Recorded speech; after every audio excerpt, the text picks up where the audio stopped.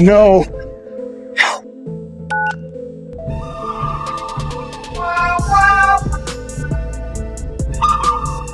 Holy shit. He said what? Doria Ragland has said enough is enough. I'm moving out of Montecito for good. The reality is not that. The reality is she's a joke. It's embarrassing at this point. For years, she stood at the edge of Meghan's world, watching the cameras flash and the PR-perfect smiles appear, yet something was always missing. The children who were supposed to be at the center of it all. People close to Meghan describe her Montecito life not as peaceful motherhood, but as performance art, with every outing feeling rehearsed and every image carefully curated. Staff say she arrived with stylists, publicists, and security, but rarely with Archie or Lilibet, and whenever she was asked about them, her answers felt vague, practiced, and strangely detached. The woman who claimed to crave privacy somehow lived entirely on camera while keeping the most basic truths hidden, and even the timeline of her motherhood, sold to the world like a glossy Netflix script, didn't match what insiders saw behind closed doors. A cold atmosphere, a silence that didn't fit the fairy tale, and a house where even Doria was kept at a distance, allowed to witness the brand but not the reality.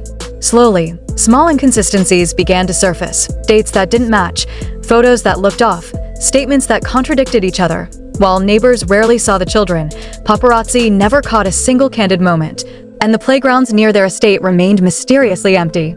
And when Doria slipped and revealed something real, the illusion cracked, exposing a truth that made Meghan's perfectly polished image look less like motherhood and more like a performance that was finally starting to unravel. But this woman is a fake. Meghan Markle is a complete fake. Everything about her is fake and contrived. Even when Meghan's team released family footage, viewers noticed strange details, changing interiors, shifting backdrops, blurred faces, angles that avoided clarity, clips that looked less like privacy and more like preservation of an illusion.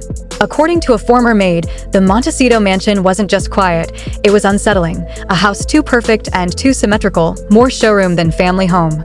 Every cushion was aligned, every frame spotless, every scent carefully placed, giving the impression of a staged lifestyle rather than a lived one.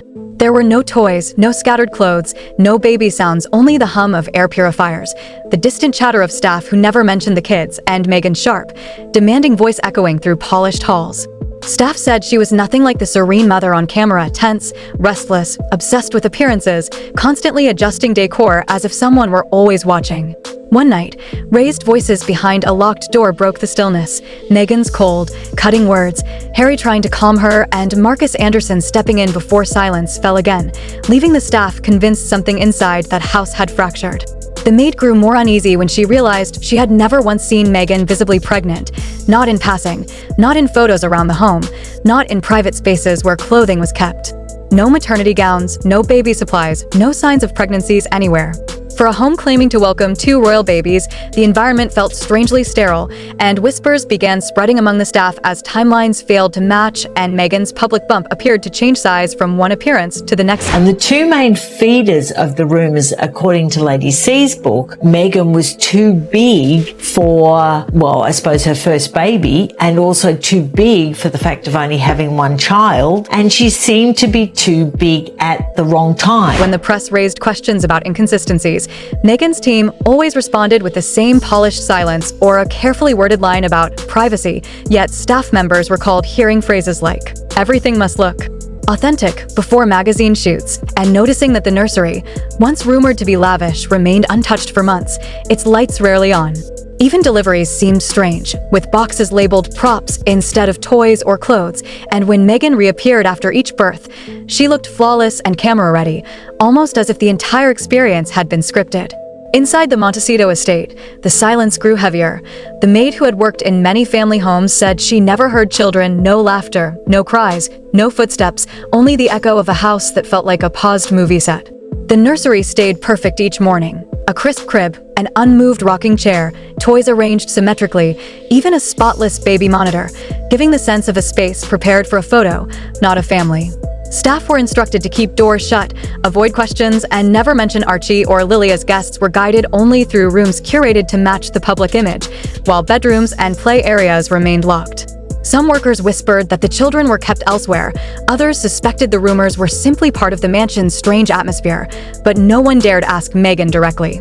And when the Netflix documentary aired, the former maid, long gone from the estate, watched in shock as the glossy scenes mirrored the staged rooms she remembered, blurring the line between the life portrayed on screen and the carefully arranged spaces she had once cleaned. It throws into doubt everything she posts on her social media, like, are the children real? Has she changed the hair color, which keeps on going up and down grey? The house shown in the documentary wasn't the home she remembered at all. The layout, the windows, even the staircase were subtly wrong, and the kitchen's sunlight came from the opposite direction. The children's play area featured on screen never existed, and the garden path that once led nowhere magically transformed into a perfect setting for Meghan's emotional scenes. Everything looked cinematic, staged, and too flawless, from the rented furniture pieces to the way Meghan cradled a baby's hand that never fully appeared. Even Harry spoke like he was repeating rehearsed lines. Inside Montecito, nothing happened without Meghan's approval. Staff surrendered phones, cameras were banned, deliveries were monitored, and conversations about the family were strictly forbidden. The estate felt less like a home and more like a production studio, controlled through NDAs, rigid schedules, and constant pressure for perfection. Those who questioned anything vanished from the staff, and even Harry seemed like a supporting role in his own life. And through all of it, one question echoed in that pristine but hollow mansion. If even Meghan's own mother hasn't seen Archie or Lilibet, then what truth has the world really been shown? People like Meghan will always stay with the man if there's no better option. As the final image fades, a mother crying on camera, defending a story no one can fully verify, the contradiction becomes impossible to ignore. Meghan built an entire brand on visibility, on being seen, heard, and adored. Yet when it comes to her children, visibility disappears entirely.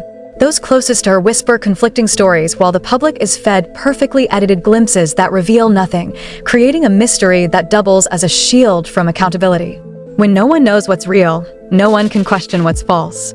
Doria's quiet admission didn't just expose a family secret, it exposed a strategy, a narrative managed like PR, where authenticity is optional and truth is directed, not lived. What began as a royal fairy tale now plays like a tightly controlled performance, every smile rehearsed, every tear timed, every private moment conveniently captured for an audience. And when a mother admits she's never seen her own grandchildren, the illusion cracks, the brand trembles, and the story unravels. Maybe the secrecy was for safety, or maybe it was for storyline. But after years of contradictions and cinematic storytelling, one haunting thought remains. Perhaps the cameras were never documenting Meghan's life. They were rewriting it. If you want to see how deep this pattern of deception truly goes, watch my previous investigation exposing the UN's role in covering Meghan's Soho House past.